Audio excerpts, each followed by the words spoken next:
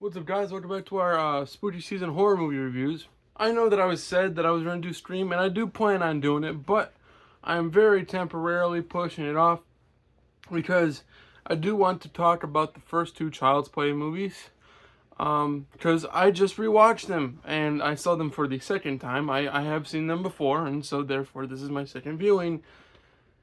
And it gave me, like, all these new thoughts that I don't remember having when I first saw them. Then again, I was kind of young, so, it's always good to rewatch movies as you get older because you will form new thoughts.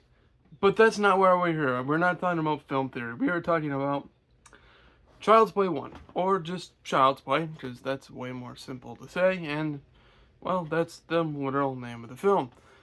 Obviously, this is the origin story of Chucky, and this is Chucky wreaking havoc for the first ever time in 1988. I completely forgot, like, for a brief moment, that this movie actually came out in the 80s. Because that's kind of wild. Because I was thinking, when I was finished this film for my second time, that Chucky is almost more cultural now than even Ghostface. As Ghostface actually started in 1996 with Scream.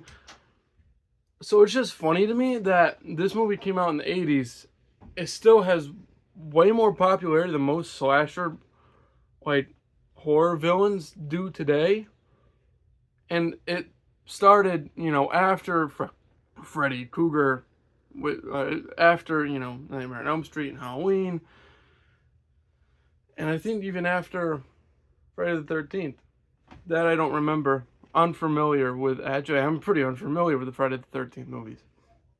But no, of course, this movie is legendary, and it's very enjoyable. Though I will say, the first half an hour, and this goes for both of them, kind of, but I will talk about Child's Play 2, either tomorrow or a different day.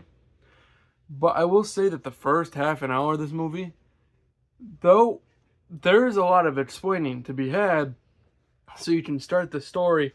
And the first 10 minutes of this film's excellent, as is most of this movie, but there's like a 20-minute stretch where it does kind of feel like a drag, especially if you've seen it before, because you already know what's going to happen and you know how it happens.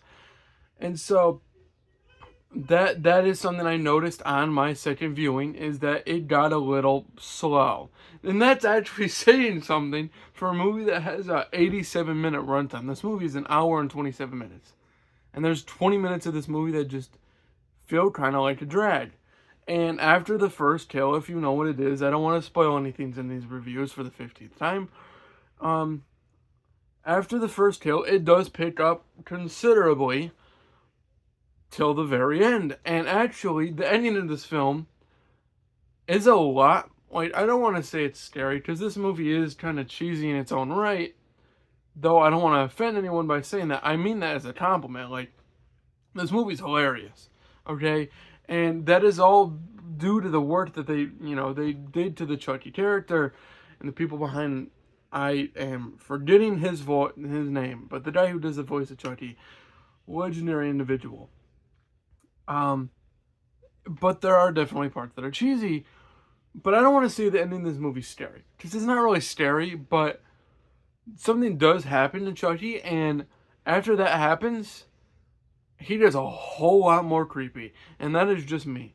So yeah, I don't know. This movie is definitely worth a watch. Obviously, like, it's an origin story and a legendary movie to a legendary character that now, like I said, is very more prone in this culture than I think any other slasher villain. I don't even know if villain is the right word, but better than, like, most slasher characters even today. Even more than Ghostface, I think. And Ghostface has two new movies that came out, Scream 5 and Scream 6, that came out really not that long ago. So yeah. But no, Child's Play gets an A-. Go check it out. It's great. Peace out, like